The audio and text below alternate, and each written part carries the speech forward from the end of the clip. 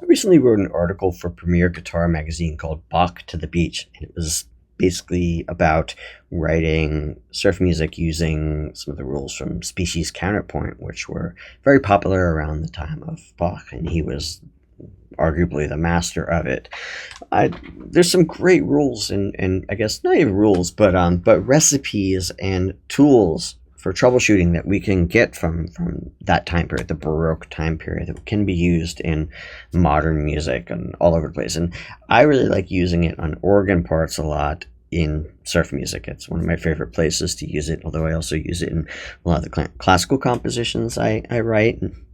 There are varying degrees of how heavy you put the sauce on, so to speak. Like I'm often not writing strict Baroque music, so I definitely embrace counterpoint, but I take liberties with how much I stick to it or how often I'm using it.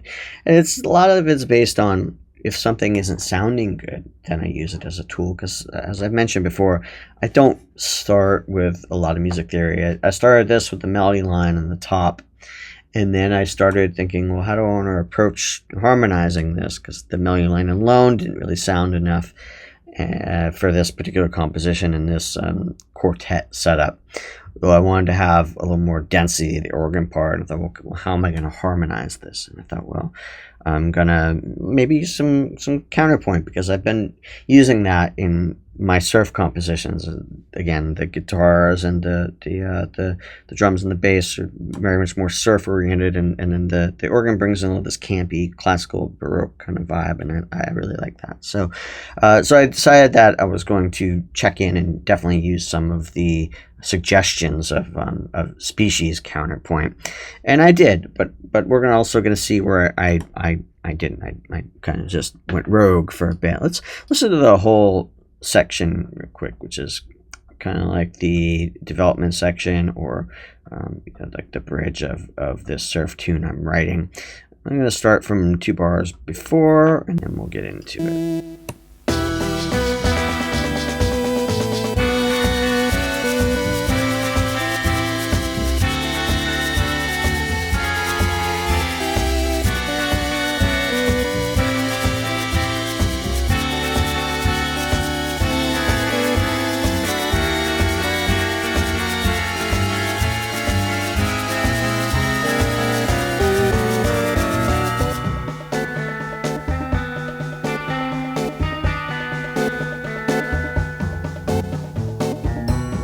I had made a video previously about the melody line in this composition, which is called Brick by Brick, where I discussed using the diminished scale, the half-whole diminished scale, and how that showed up in the compositional process when I created that melody line.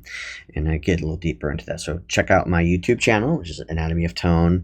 My website is anatomyoftone.com, and please like and share or subscribe to my channel. It all helps me out. Comment. I'd love to communicate about music. All right, so I'm going to show you the section that is just the organ and bass. Let's listen to that.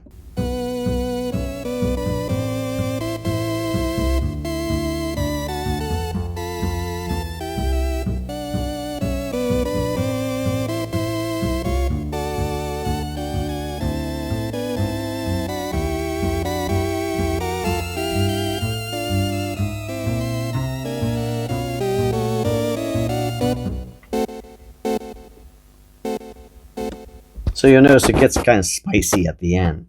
I was building it up and just kind of making it more tense and more tense. And that's one thing you could do in music is you don't always want to start with the most dissonance. You could build into dissonance. As people get more and more comfortable with the sound of the music, you can start slipping in more dissonance. It's like cheese covered broccoli, right? You could kind of disguise it a little bit, and sometimes I just like pure dissonance, and I write very atonal music as well. But in general, especially when you're dealing with tonal music, sometimes it's more effective if you kind of feather in that dissonance as it goes along.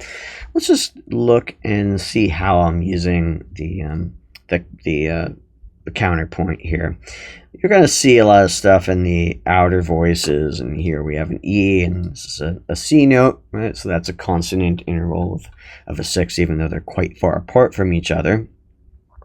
And you're going to see at the end here, right?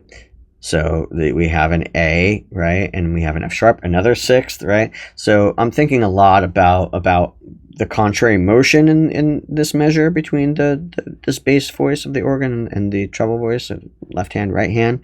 I'm thinking a lot about the movement. You see that they're going in contrary motion, and they start and end on consonances, right? So thirds and sixths are consonances, as well as unisons, fifths, and octaves. But we try to avoid unisons and fifths and octaves in parallel movement, because what it does is it breaks down the independence of the sound of voices. Right now we have two voices in this measure, right? We have the treble and the bass voice. If they were to start playing fifths or unisons and moving in the same direction, they collapse and you start hearing them as one voice as opposed to two. That was really the reason that a lot of these suggestions were made up for Counterpoint, is just to maintain independence in the voices, so you could clearly hear there's distinctive voices, and 3 voices, 4 voices, 4 voices. We have 4-part counterpoint, and also part of the rules with Counterpoint was the idea of maintaining good voice leading to make sure that things could be sung rather easily, right? Because there are certain intervals that are hard to jump to and leap to when you're singing and move between. So a lot of this had to do with practicality too. And this isn't always an issue in modern times, because we don't have to, depending on what instrument you're playing, we don't have to worry about the fluidity as much about jumping between, a tritone or such. But when people were singing, primarily a choir and a pianist, it was much bigger of an issue. Our ears are really tuned to that kind of harmony, though, so there is something still very pleasing about hearing good counterpoint, good voice leading. You'll see in the beginning of this bar here that I kind of abandoned that, and it starts off with a tritone in the outer voices, and I just like that sound, right? And sometimes I'm using some chords that wouldn't have been used in the Baroque time period, in Bach's time period. So I'm into that, and so time to break the rules, right? Here we have a major third, D to F sharp, right? So that's following the rules. D to B, it's a 6th, right? And I'm thinking a lot about C sharp to E, right? Consonances, right? We're just seeing a lot of this here. B to D, right? So I'm moving a lot in sometimes these are moving in the similar direction, right? So I am trying to make sure that there's a mixture of contrary and similar motion, as well as oblique motion, which we'll see in a few moments, right? So really I was checking in because I wrote this bottom line after the top line, and just thinking about, now when I added the thirds on top to thicken the sound, when there's like this counterpoint part that's a different rhythm, I just harmonized in thirds, but I did consider what chord was being played at any time, and in this I'm definitely using some augmented chords, and there's some funky chords that I'm doing, and also there's a few moments when I'm doing some polychords. So again, that's stuff that was not being used at Bach's time, so and I'm adjusting for that. Here's some chromaticism that's being used, and here is I just wanted to really thicken this line moving up into what this high part is going to be moving into the I guess the height of this E section here. And here you'll see we're using oblique motion. Okay, so check this out. We're going to see that at the beginning of this measure, this is a dissonance here. That's a major 7th, F into an E. I did move into it from stepwise motion, and I'm leaving it by stepwise motion. So this F to D now is a consonance, right? So F to F is a consonance. So we're moving from the 7th into the octave. So that's a consonant sound, right?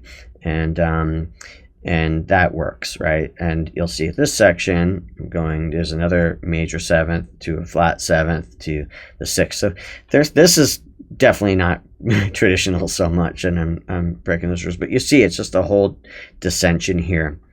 So you'll see I'm using counterpoint in this as a way to be anchored to some familiar sounds with harmony, and then I was kind of breaking it to create some tension and to make it feel like it's almost maybe a little broken before it enters back in.